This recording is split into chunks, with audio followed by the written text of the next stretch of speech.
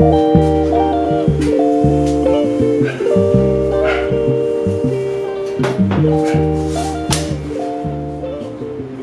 Welcome back to another video.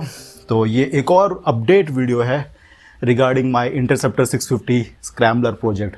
तो last video का एक छोटा सा रिकैप दे देता हूँ मैं आप लोगों को, लिंक वैसे है डिस्क्रिप्शन में, तो आप उससे जा करके देख सकते हो कि मैंने इस प्रोजेक्ट की शुरुआत कैसे की, क्या मेरी उसके पीछे आइडियोलॉजी थी।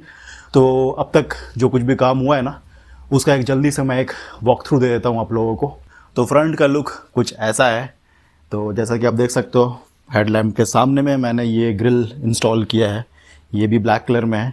आपको ध्यान में होगा कि इंटरसेप्टर का जो हेडलैम्प रहता है उसका जो फ्रंट रिंग रहता है वो भी क्रोम फिनिश में रहता है, तो मैंने इसे ब्लैक कर दिया है। जैसा मैंने पहले बोला था, मुझे गाड़ी में जो क्रोम पार्ट्स हैं उनको कम करना है, ब्लैक पोर्शन ज़्यादा रखना है, तो मैंने कुछ पार्ट्स को ब्लैक करने का प्लान किया है। तो इसमें से हेडलैम्प का जो फ्रंट रिंग रहता है वो ब्लैक हो चुका है।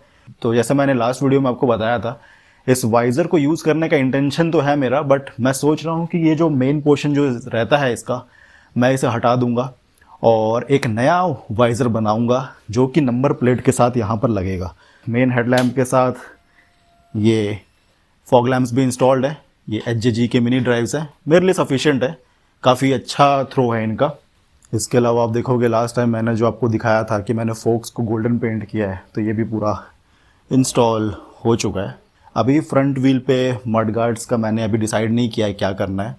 ये पीछे का पोर्शन मैं इसे कवर करूँगा, बिकॉज ये चीज़ पीछे का जो मड गार्ड का जो पोर्शन रहेगा वो रेडिएटर को और इंजन के इस पार्ट को प्रोटेक्ट करेगा डर्ट और बाकी गंदगी से, तो वो हमें इंस्टॉल करना है, बट एट प्रेजेंट अभी नहीं, वो बाद में डिसाइड करेंगे। इसके अलावा जैसा आप देखोगे, ये जो पोर्शन रहता है जिस पे मडगार्ड इंस्टॉल होता है, इंटरसेप्टर और GT 650 का जो स्टॉक मडगार्ड जो इंस्टॉल होता है जिसके ऊपर, वो मैंने लगाया है इस पे, और इसे भी मैंने ब्लैक कर दिया। ये बेसिकली सिल्वर में आता है, तो ये पार्ट भी इंस्टॉल्ड रहेगा। इन केस टायर आने के बाद अगर इसमें स्पेसिंग का अगर इशू होता है तो आप इसे ईजिली ऊपर बढ़ा सकते हो, इन यहाँ पर स्पेसर्स डाल के, वॉशर्स डाल के आप इसका हाइट इंक्रीज़ कर सकते हो। तो ये ब्लैक हो चुका है, एंड ये एक इम्पॉर्टेंट पार्ट है बिकॉज कहीं ना कहीं ये जो इस टाइप का जो ब्रैकेट दो सस्पेंशंस के बीच में जो इंस्टॉल होता है, ये दोनों सस्पेंशन को एक तरीके से एक टोटल यूनिट बना देता है। तो हार्ड ब्रेकिंग के टाइम पे कभी कभी आपको फील होता है कि आपके जो फोक्स है वो ट्विस्ट हो रहे हैं, आपकी गाड़ी एक साइड पे जा रहा है। यूजुअली जो मोटे सस्पेंशन जो रहते हैं, जो थिक रहते हैं, जिनके पाइप थिक रहते हैं, उसमें ये इश्यूज़ नहीं आते हैं, बट जैसे मेरी करिश्मा है, मॉडिफाइड करिश्मा है, मेरी इम्पल्स है, उस पर हार्ड ब्रेकिंग पे ये इशू आता है कि आपको फील होता है कि फोक्स ट्विस्ट हो रहे हैं एक साइड से जब वो हार्ड ब्रेक होता है। तो ये ब्रैकेट उसका काम भी करता है, दोनों को अच्छे से होल्ड करने का। तो ये ब्रैकेट भी रहेगा यहाँ पर। एक चीज़ बची हुई है छोटी सी, वो है ये। तो ये जो पार्ट है इसे फोक्स पे लगाया जाता है, ये बेसिकली एक रिफ्लेक्टर है। तो इस रिफ्लेक्टर को जो पेस्ट करने के लिए जो ओरिजिनल टेप या एडहेसिव इसके पीछे जो रहता है, वो तो मुझे इस साइज़ का मिला नहीं, तो मैं 3M के टेप्स लेकर के आया हूँ, और ये उतना वाइड नहीं है। तो मैं क्या करूँगा ना कि इसे मल्टीपल पीसेस में पेस्ट करूँगा, उसके बाद जो एक्स्ट्रा पोर्शन जो रहेगा यहाँ से, मैं उसे कट करके पूरा एक क्लीन लुक अचीव कर लूँगा। तो ये ख़त्म करने के बाद आपको दिखाता हूँ। तो कुछ इस तरीके से इसका एक सेटअप बना है। टोटली इसका सरफेस पीछे का कवर हो चुका है। फ्रंट में अगर आप देखोगे तो एजेस से ये पार्ट बाहर आ रहा है, तो इसे कट कर लेंगे और फिनिश दे देंगे अच्छे से, और फिर इसे पेस्ट कर देंगे।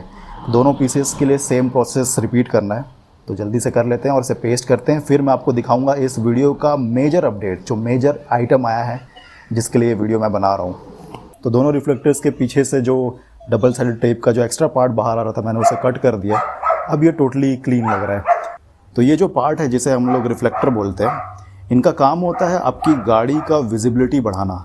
रिसेंटली एक हफ़्ता पहले ही मुझे रॉयल एनफील्ड के शोरूम से कॉल आया था, जहाँ से मैंने गाड़ी परचेज़ की थी, कि इन रिफ्लेक्टर्स को कंपनी के साइड से फ्री ऑफ कॉस्ट रिप्लेस किया जा रहा है। तो मैंने इन्हें रिप्लेस करवाया था। तो जैसा मैंने पहले बोला कि ये आपकी गाड़ी की विजिबिलिटी बढ़ाती है, तो ये बहुत इंपॉर्टेंट पार्ट है। अगर आप सेफ्टी के पॉइंट से इसे कंसिडर करें, तो अगर आपकी गाड़ी बंद है, रनिंग में तो आपके हेडलैम्प, टेल लैम्प ऑन रहते हैं, तो उससे आपकी गाड़ी विजिबल रहती है रोड पे। बट इन केस जैसे गाड़ी आपकी पार्क है अंधेरे में, तब उस केस में जो ऑन कमिंग व्हीकल जो आता रहता है उसको पता चल जाता है कि सामने कुछ है। तो इसे पेस्ट कर लेते हैं यहाँ पर। ध्यान देना है कि दोनों साइड के जो हम जहाँ पर इसे पेस्ट कर रहे हैं वो इक्वल डिस्टेंस पे रहे। तो देखते हैं, मैं इसे सेंटर में पेस्ट कर रहा हूँ, मतलब जैसा पहले आया था वैसा ही। तो अपना एक साइड का रिफ्लेक्टर डन है, दूसरा भी फटाफट कर लेते हैं, फिर हम लोग मूव ऑन करेंगे मेजर अपडेट के लिए। तो ये है इस वीडियो का मेन टॉपिक। तो मैंने लास्ट वीडियो में आपको बताया था कि अपने इंटरसेप्टर के लिए जो दोनों पैनल्स हैं, साइड पैनल्स जो हैं, उनके जगह पे मैं एक बैग बनवा रहा हूँ। तो ये है वो प्रोडक्ट, वो बैग जिसे मैंने लोकली बनवाया है। तो जिनके पास से मैंने सीड बनवाया था तो उनको ही मैंने बोला था इस बैग को बनाने के लिए। ये 2 पीसेस में है एंड ये दोनों सिमेट्रिकल है। जैसे अपने साइड पैनल्स रहते हैं दोनों साइड के, लेफ्ट एंड राइट, उस तरीके से दोनों के दोनों बैग सिमेट्रिकल है एंड ये रिप्लेस करेंगे दोनों पैनल्स को। तो एट प्रेजेंट तो मैं अभी इसका फिटिंग नहीं करने वाला हूँ, क्योंकि मैंने जैसा बोला ये प्रोजेक्ट मैं तभी कर रहा हूँ जब मेरे पास फ्री टाइम रहता है। तो इसका जो फिट करने का प्रोसेस है वो थोड़ा बड़ा है। तो जब हम इसे फिट करेंगे तब वो जो वीडियो रहेगा वो टोटली इसको फिटिंग के लिए ही डेडिकेटेड रहेगा, क्योंकि कुछ पार्ट्स अपने को फैब्रिकेट करने पड़ेंगे इन बैग्स को इंस्टॉल करने के लिए अपने बाइक के ऊपर। तो क्वालिटी काफ़ी अच्छी है, मैं बहुत खुश हूँ इसके क्वालिटी को देखकर। इतना रगड़ क्वालिटी का है ना कि अगर मैं इसके अंदर पूरे क्या कहूँ मैं लोहा भी भर दूँ तो भी ये सस्टेन कर लेगा आराम से। तो ये दोनों बैग्स की वजह से अब मुझे एक स्टोरेज मिल जाएगा जो मैं ऑल टाइम कैरी कर सकता हूँ अपने बाइक के साथ। इस बैग में मैं टूल किट रख सकता हूँ and the most important thing जो मेरे लिए ज़रूरी है एज ए इंटरसेप्टर ओनर जो स्पोक व्हील्स पे राइड कर रहा है, तो इन दोनों बैग्स में मैं ट्यूब्स कैरी करूँगा जो ऑल टाइम इस बैग के अंदर ही रहेंगे। होपफुली कोई इसे खोल कर ले ना जाए, but this is how the product is. इसे मैं क्लोजअप में थोड़ा दिखाता हूँ आप लोगों को। तो कुछ इस तरीके का है ये बैग। ये इसका बकल, जिससे इस खोलने के बाद इसको ओपन कर सकते हो। यहाँ पर 2 कंपार्टमेंट्स है। फर्स्ट जिपर अगर आप खोलते हो तो यहाँ पर आप यहाँ पर डॉक्यूमेंट्स या कुछ पेपर टाइप के चीज़ें रख सकते हो। मैं स्टिकर्स कैरी करूँगा अपने लिए। एंड यहाँ पर है मेन स्टोरेज एरिया, काफ़ी है। यहाँ पर मैं ईज़िली टूल्स और जो मैंने पहले कहा ट्यूब कैरी कर सकता हूँ। तो ओवरऑल काफ़ी अच्छा है, ब्लैक में है। इसे हल्का सा पॉलिश करने के बाद इस पर और अच्छा शाइन आ जाएगा। And the most important part, आप गेस करो, मैं इसका एग्जैक्ट प्राइस आपको नहीं बताऊंगा कि ये दोनों बैग्स मुझे कितने के बन के मिले हैं। आप कमेंट सेक्शन में डाल सकते हो उसका प्राइस। तो एक हिंट ये है कि रिलेटिवली काफ़ी कम लगा मुझे जो अवेलेबल है मार्केट में। तो काफ़ी अच्छा है, मैं सेटिस्फाइड हूँ कंसिडरिंग द प्राइस। एंड एक चीज़ एडअप हो सकती थी जो आई थिंक बहुत लोग सजेस्ट करेंगे, कि आपने देखा होगा कि जो बैग्स अवेलेबल हैं इंटरसेप्टर और जीटी के लिए, तो उन बैग्स पर यहाँ पर एक मेटल का थोड़ा सा क्लासिक ओल्ड स्कूल टाइप का बकल यूज़ होता है। मैंने जानबूझ के इसे ही कंसिडर करा क्योंकि ये ज़्यादा प्रैक्टिकल है और रस्ट भी नहीं होगा इसमें। तो ये रहा। इस बैग को इंस्टॉल करने के लिए अपने को कुछ फैब्रिकेशन काम करना पड़ेगा। तो जैसा कि आप यहाँ पर देखोगे, तो अब मैं इसे डायरेक्टली यहाँ पर इस तरीके से फिट नहीं कर सकता। यहाँ पर इन चीज़ों के वजह से एक गैप क्रिएट हो जाता है। तो ये जो टूल किट है हमारा, जो कंपनी के साइड से आता है, ये हट जाएगा। ये जो पार्ट है जो टूल किट को कैरी करता है, होल्ड करता है, हमें इसे भी रिमूव करना पड़ेगा एंड एक प्लेट फैब्रिकेट करना पड़ेगा जो इस पे इंस्टॉल होगा। तो जैसे यूजुअली आप अपने साइड पैनल को फिक्स करते हो इस तरीके से, यहाँ पर पुश करके दोनों यहाँ पर जो पॉइंट्स हैं उन पे पुश करके सब फिट करते हो, तो ये इस तरीके से ही होने वाला है।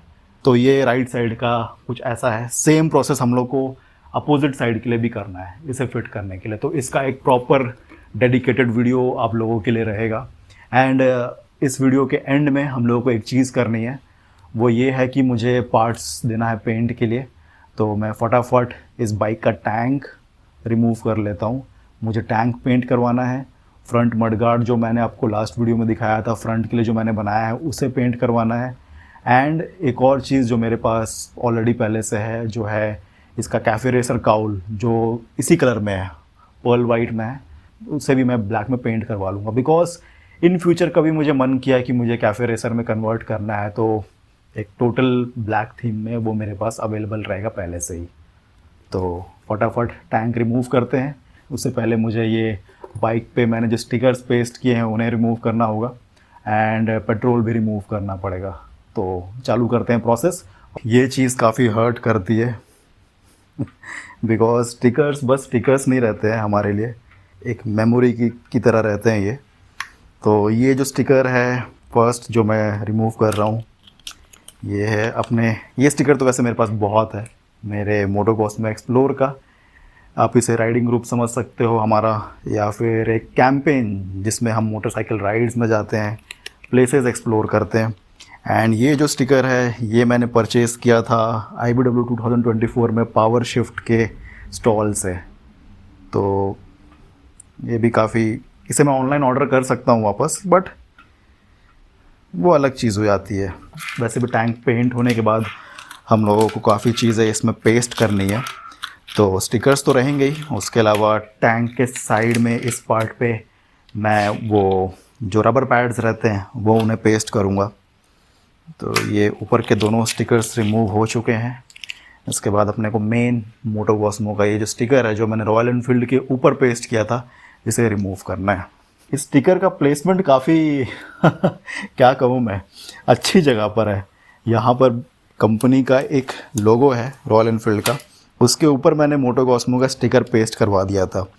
तो लोग जब भी देखते थे पूछते थे कि ये है क्या भाई, मोटो कॉस्मो है क्या।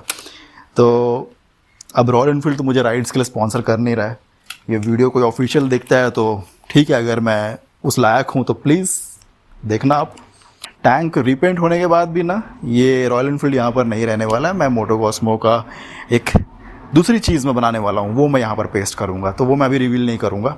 इस साइड के स्टिकर्स को भी मैं रिमूव कर लेता हूँ फटाफट, उसके बाद पेट्रोल निकाल के टैंक रिमूव करते हैं। कुछ लोगों का ये क्वेश्चन था, बहुत लोग मुझसे पूछते थे जब मेरी बाइक पे यहाँ पर इस पोर्शन पे मोटो कॉस्मो का स्टिकर रहता था तो ये एग्जैक्टली है क्या। मैं आपको इजीली एक्सप्लेन भी नहीं कर सकता बिकॉज मोटो कॉस्मो नाम के अंदर बहुत सारी चीज़ें मैं करता हूँ। तो बेसिकली मोटो कॉस्मो मेरे फर्म का नाम है जिसके अंडर मैं मोटरसाइकिल्स मॉडिफाई करता हूँ, कस्टमाइज़ करता हूँ, प्रोजेक्ट्स करता हूँ।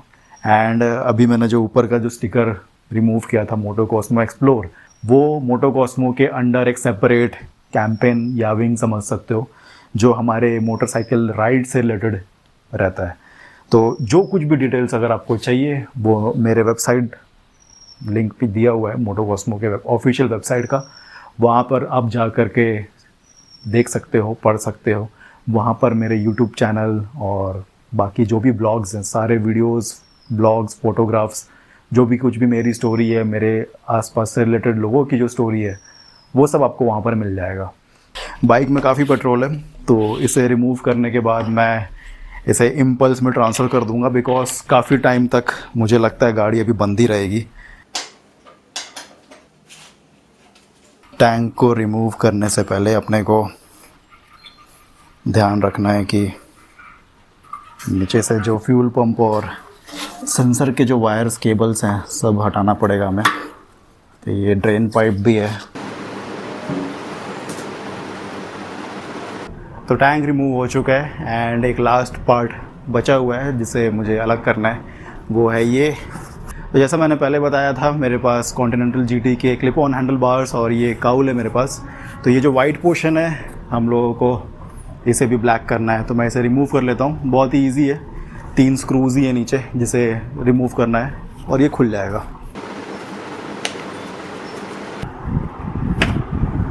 तो कुछ इस तरीके से ये जो सीट है और ये काउल है ये अलग हो जाता है। बहुत इजी है कंपनी के साइड से। अपना आज का काम ख़त्म होता है इंटरसेप्टर का।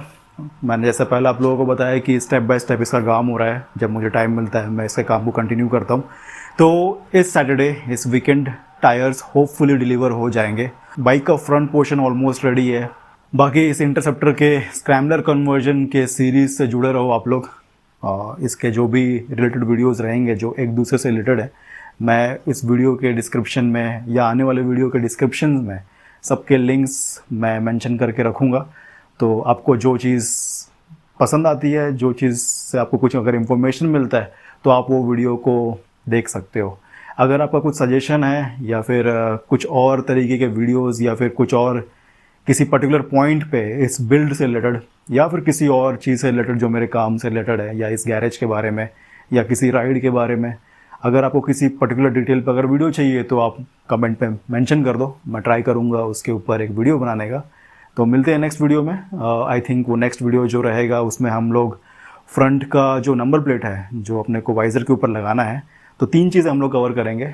वाइज़र हम लोग बनाएंगे, वाइज़र के ऊपर के पोर्शन में हम लोग नंबर प्लेट का जो माउंटिंग रहेगा वो रेडी करेंगे, and the most important thing जो स्क्रैम्बलर का जो फेंडर है, हाई रेज्ड फेंडर है, हम उसे रेडी करेंगे, उसका ब्रैकेट रेडी करेंगे, उसका माउंटिंग पूरा कंप्लीट करेंगे।